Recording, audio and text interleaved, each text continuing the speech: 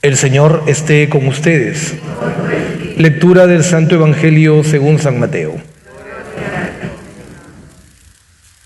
En aquel tiempo oyó el virrey Herodes lo que se contaba de Jesús y dijo a sus ayudantes: ese es Juan Bautista, que ha resucitado de entre los muertos, y por eso los poderes actúan en él.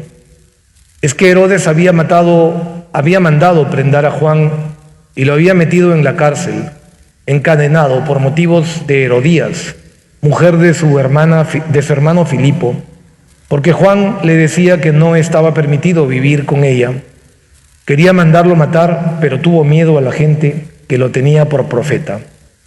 El día del cumpleaños de Herodes, la hija de Herodías lanzó delante de todos, y le gustó tanto a Herodes que juró darle lo que pidiera. Ella, instigada por su madre, le dijo: dame ahora mismo en esa bandeja la cabeza de Juan Bautista. El rey lo sintió, pero por el juramento y los invitados ordenó que se le dieran y mandó decapitar a Juan en la cárcel. Trajeron la cabeza en una bandeja, se la entregaron a la joven y ella se la dio a su madre. Sus discípulos recogieron el cadáver y lo enterraron y fueron a contárselo a Jesús. Palabra del Señor. ¿Pueden tomar asiento un momentito, por favor? El día de hoy creo que tenemos un par de grandes enseñanzas. La primera viene de Herodes. Entre sentimientos y promesas, Herodes nos enseña mucho ahora. Nos enseña qué es lo que no hay que hacer.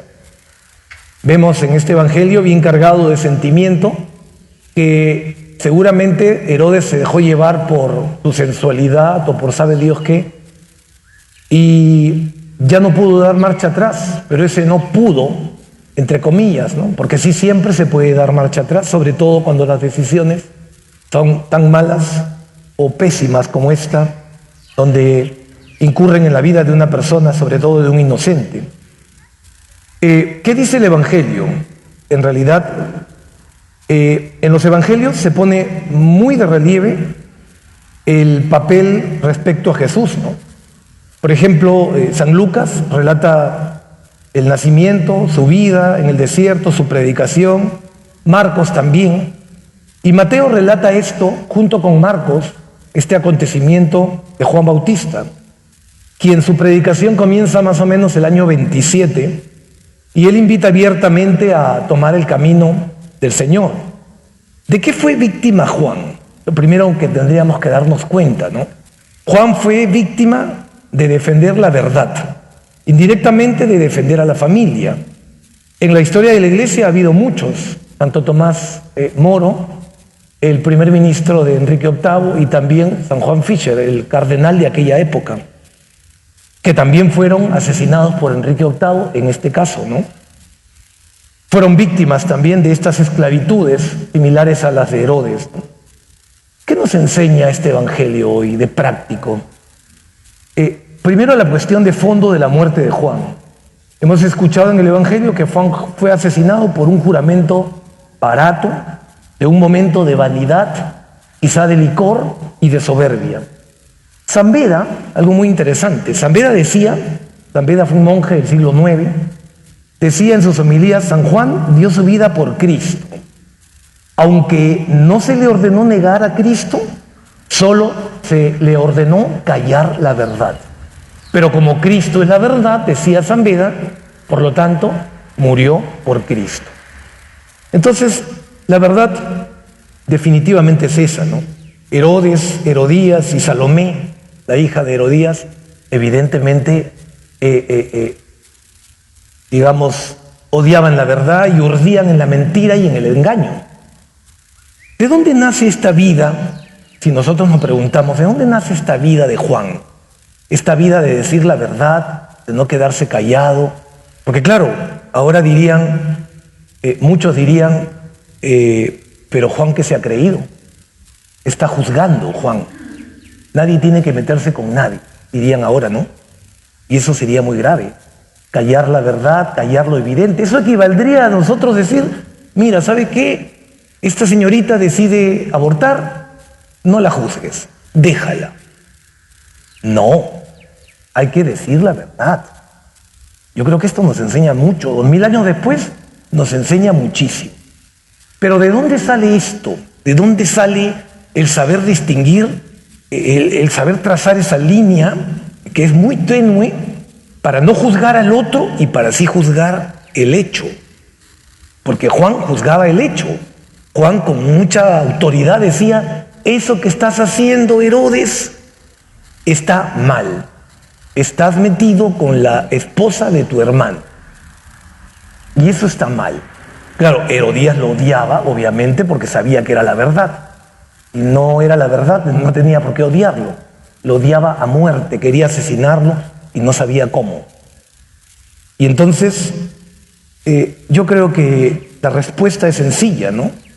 Esto sale de la relación con Dios, de la oración, que es el hilo conductor de toda nuestra existencia. Por ejemplo, ¿no? Juan es un regalo de Dios. Durante tanto tiempo fue invocado por sus padres. El anuncio de este nacimiento se produce justo en oración. Mira, desde antes que naciera Juan. Segundo, también el nacimiento está marcado por la oración. Miren a su papá Zacarías y al Benedictus. Primeros capítulos, capítulo 1, últimos versículos del capítulo 1 de San Lucas. Tercero, toda la vida del precursor fue alimentada por esta relación tan profunda, por ejemplo, en el desierto. Ayuno, oración y limosna. Yo creo que ahí está la enseñanza principal del día de hoy.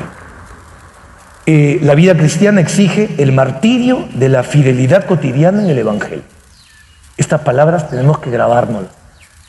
El martirio de la fidelidad cotidiana en el Evangelio. Es decir, la valentía de dejar de que Cristo crezca en nosotros, dirija nuestros pensamientos, nuestros sentires y nuestras acciones. ¿Y cómo se logra de que nosotros logremos de que Cristo guíe nuestro pensamiento, nuestro sentir y nuestras acciones?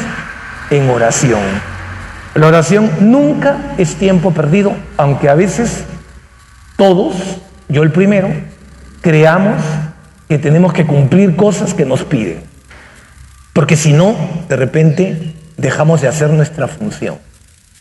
Yo creo que esto es algo que hay que purificar en nuestro corazón. Yo creo que hoy día no es el día de San Juan, por si acaso.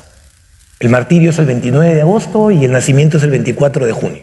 Hoy día no es nada de San Juan. Por eso que hay que sacar una enseñanza muy profunda que tiene que ver con todo este evangelio, con un poquito antes y con un poquito después del capítulo 14 de San Mateo, que lo leemos hoy.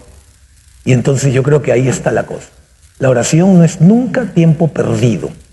¿Cuántas veces hemos preferido hacer que ser en la oración? Es una reflexión que me la dejo a mí también. En eso he pensado ahora en la oración en la mañana. ¿Cuántas veces he preferido, en mi caso, ir a dar una unción porque era urgente, o hacer una labor apostólica, o no sé, lo que sea, y a cada uno transporte eso en su vida, que de repente ir a un centro comercial o de repente hacer las compras para la casa, que arrodillarse un momento y pedirle a Dios tranquilidad, calma, que mire y que guíe mi pensamiento, mis acciones, mi sentir, mis sentimientos, mis preferencias, mis filias, mis fobias, mis cosas en la vida. Yo creo que esto es fundamental. Si no hacemos eso, no podemos partir de nada. Toda nuestra vida espiritual, nuestra vida interior está prácticamente vacía si no tenemos una relación con Dios. Pedimos a Juan Bautista que interceda por nosotros a fin de que sepamos conservar siempre el primado de Dios en nuestras vidas. Que así sea. Amén.